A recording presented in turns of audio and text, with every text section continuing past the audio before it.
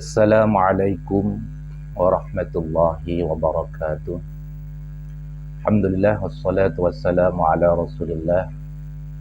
Amma ba'du, hadratal muhtaramin, mustami'in mustami'at pendengar dakwah channel dimanapun berada, rahimakumullah.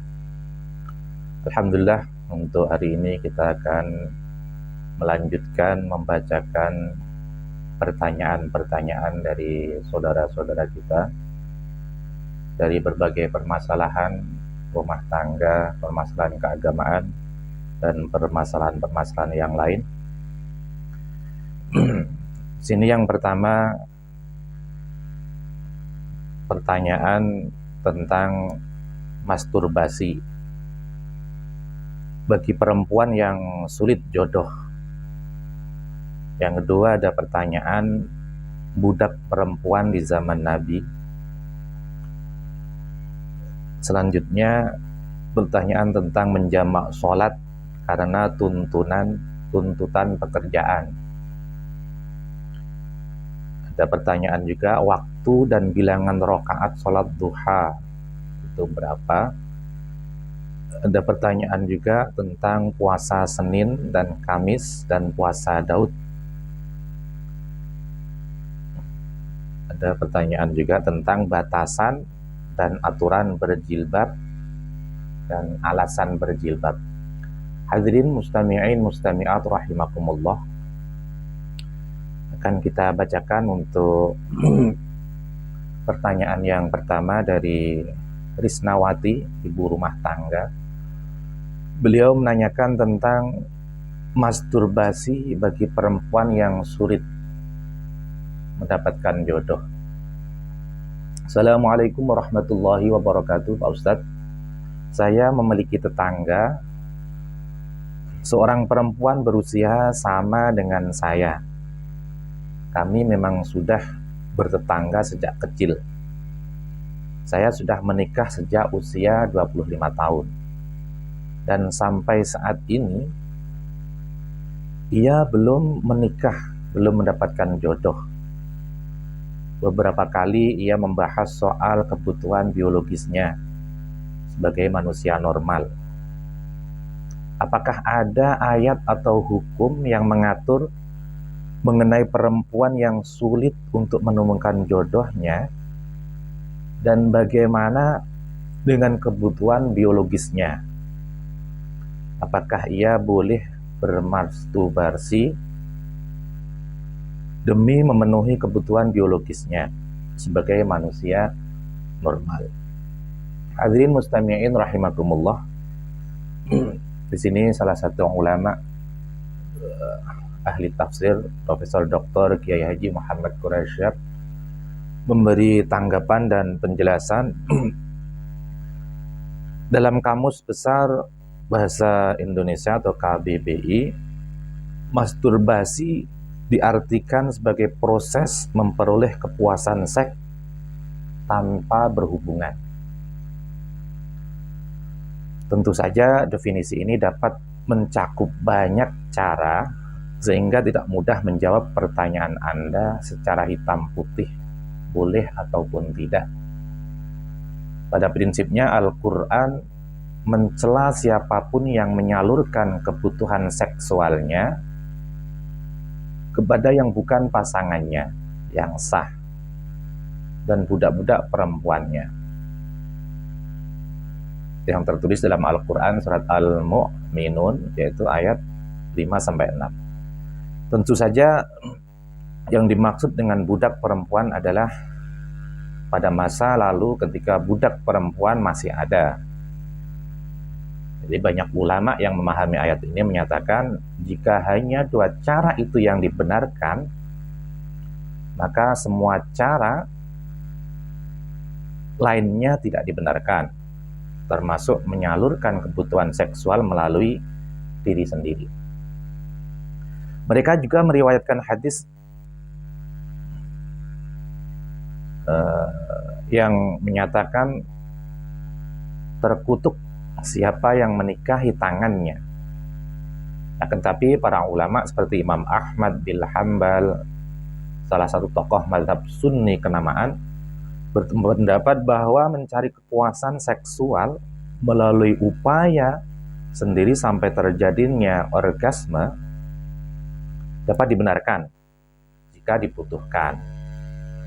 Itu menurut logikanya serupa dengan mengeluarkan sesuatu yang ada dalam diri seseorang, katakanlah seperti berbekam.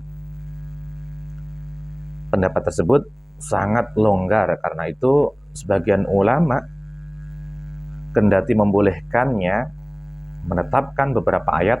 Satu, yang bersangkutan tidak memiliki pasangan hidup karena tidak mampu menikah. Syarat yang kedua, takut terjerumus dalam haram, tidak untuk tujuan memperoleh kelezatan, akan tapi untuk menyalurkan dorongan birahi yang sangat kuat. Alasan yang keempat, hanya dilakukan sesekali, tidak setiap hari atau terlalu sering. Hadirin mustami'in rahimakumullah, itulah jawaban dari Profesor Dr. Kiai Haji Muhammad Quraisyab tentang pertanyaan apakah diperbolehkan bagi perempuan bermasturbasi karena sulit untuk mendapatkan jodoh. Bapak Profesor Dr. Kiai Haji Muhammad Quraisyab mengutip Al-Quran surat Al-Mu'minun ayat 5-6, itu tidak diperbolehkan. Akan tapi salah satu imam mazhab, Imam Ahmad bin Hambal, itu membolehkan perempuan bermasturbasi dengan alasan bermasturbasi itu sama kayak bekam. Akan tapi ada beberapa ulama yang memberikan syarat yang sangat ketat. Diperbolehkan dengan alasan-alasan, salah satunya tidak mampu menikah. Tidak mampu karena banyak hal, itu diperbolehkan. Terus syarat yang kedua, karena takut terjerumus dalam hal-hal yang haram, takut berzina, sehingga diperbolehkan bermasturbasi. Atau yang ketiga, bermasturbasinya itu tidak untuk mendapatkan kelezatan dan tidak dilakukan setiap saat. Jadi boleh dilakukan tapi tidak terlalu sering. Hadirin wal hadirat, mustami'in mustami'at rahimakumullah. Pertanyaan yang kedua dari Ibu Dewita, dia menanyakan tentang budak perempuan di zaman Nabi. Assalamualaikum warahmatullahi wabarakatuh, Pak Ustadz. Menurut kisah yang saya baca, ada perbudakan perempuan pada zaman Nabi Muhammad SAW. Padahal Islam juga mengajarkan penegakan hak asasi manusia. Bagaimana kisah yang sebenarnya, Pak Ustadz? Hadirin rahimakumullah, Bapak Profesor Dr. Kiai Haji Muhammad Quraisyab memberikan penjelasan. Jadi perbudakan manusia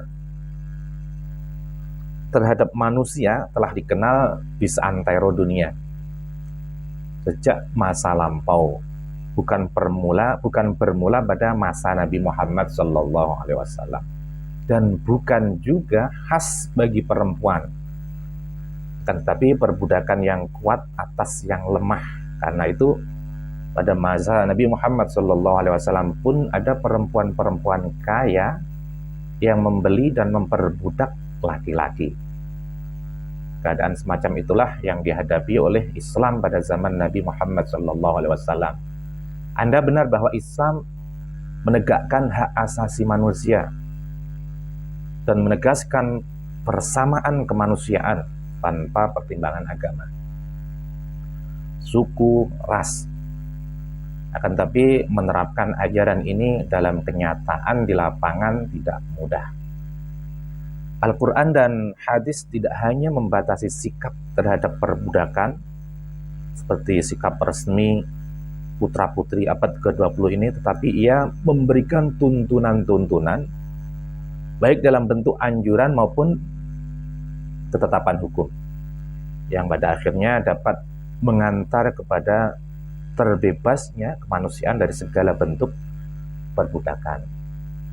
Misalnya Islam mewajibkan kepada negara untuk menyisihkan sebagian dari hasil pengumpulan zakat itu untuk digunakan dalam rangka pembebasan budak atau setiap manusia yang terbelenggu kemanusiaannya, yang terdapat dalam surat At-Taubah ayat 60. Jadi bagi tawanan perang yang diperbudak, Al-Quran memberi pilihan guna keringanan mereka, yaitu menawan atau membebaskan tanpa tebusan, atau membebaskannya dengan tebusan. Al-Quran surat Muhammad ayat 4. Di samping itu Al-Quran memberi kesempatan kepada para budak untuk berusaha atas bantuan atau tujuan guna membebaskan diri dari perbudakan. Surat Al-Quran surat An-Nur ayat 33. Di sisi lain Islam menetapkan kewajiban memerdekakan hamba bagi tebusan dosa pelanggaran-pelanggaran tertentu, seperti dosa pembunuhan tanpa disengaja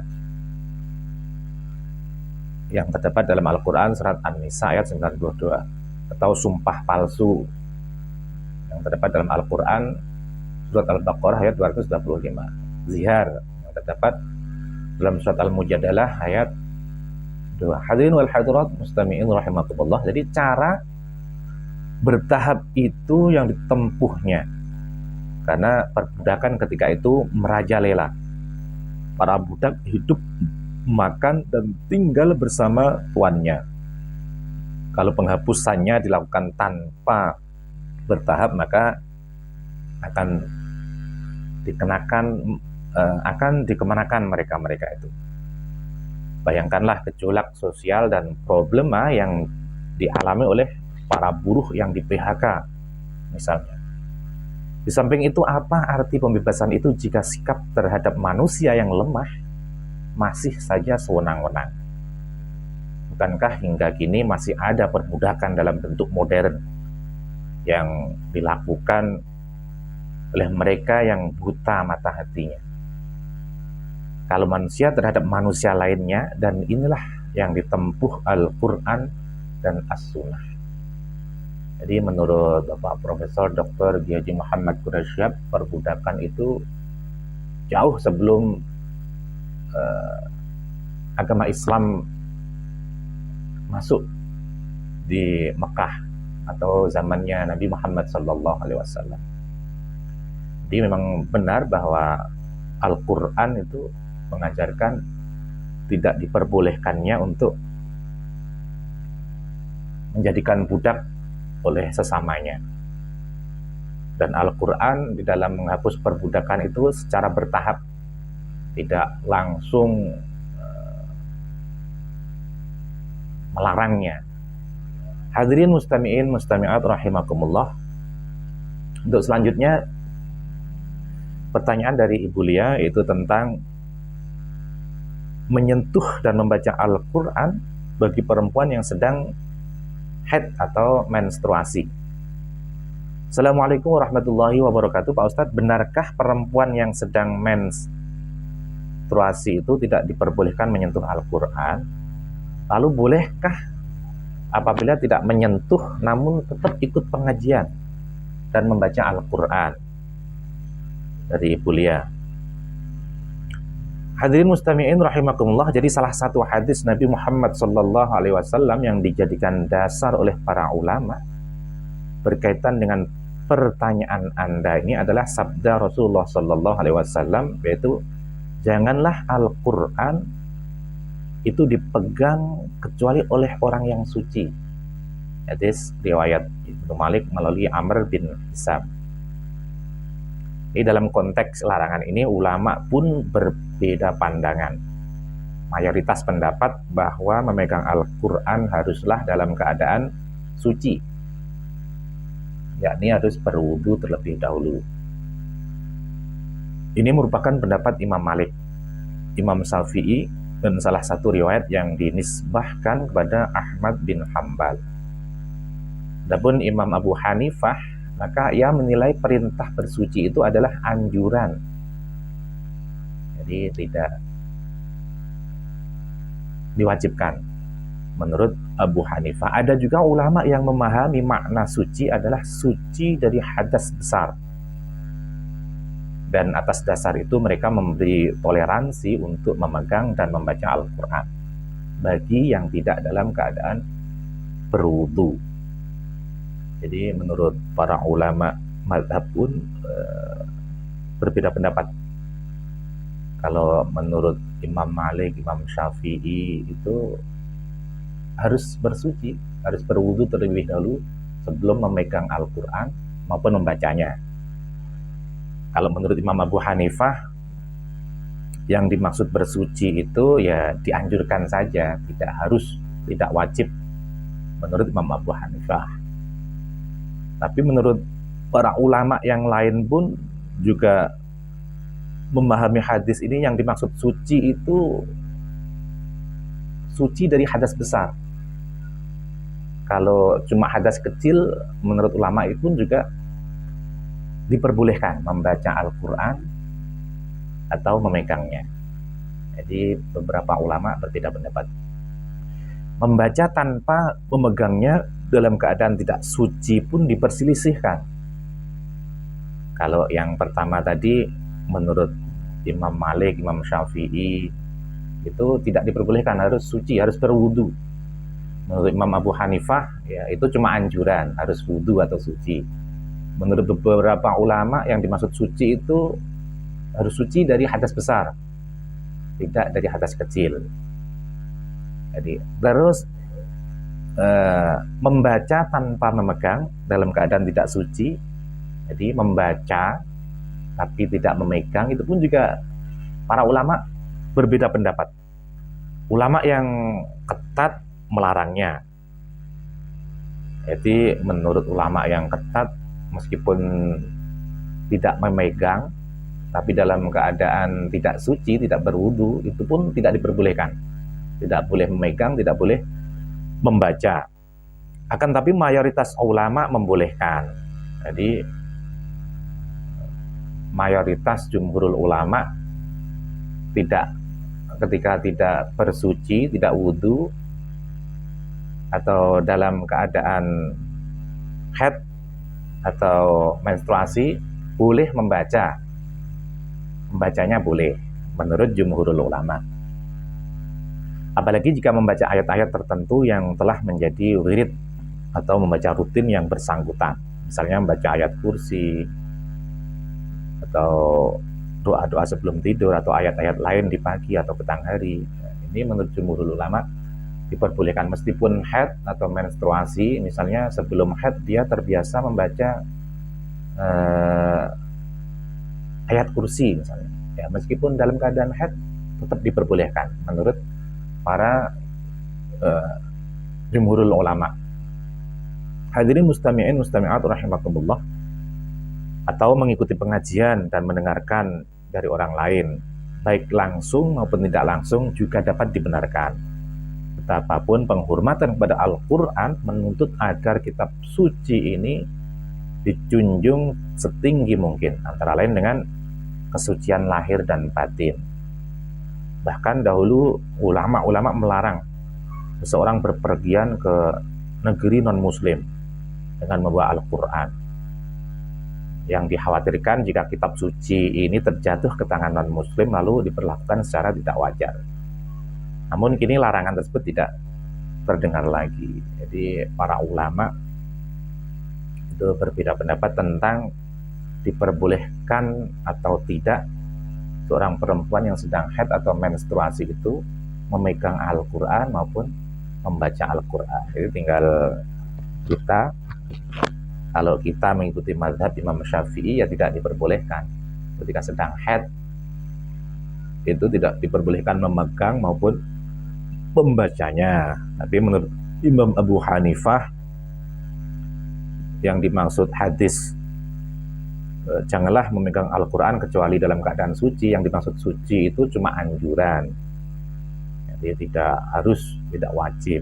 Dan menurut para alim, para jumhurul ulama, kebanyakan ulama itu, yang dimaksud dengan suci, jangan memegang Al-Quran kecuali dalam keadaan suci, itu suci dari hadas besar. Kalau hadas kecil, ya hadirin mustami'in rahimakumullah, mungkin cukup ini 3 pertanyaan dari saudara-saudara kita. Terima kasih. Assalamualaikum warahmatullahi wabarakatuh.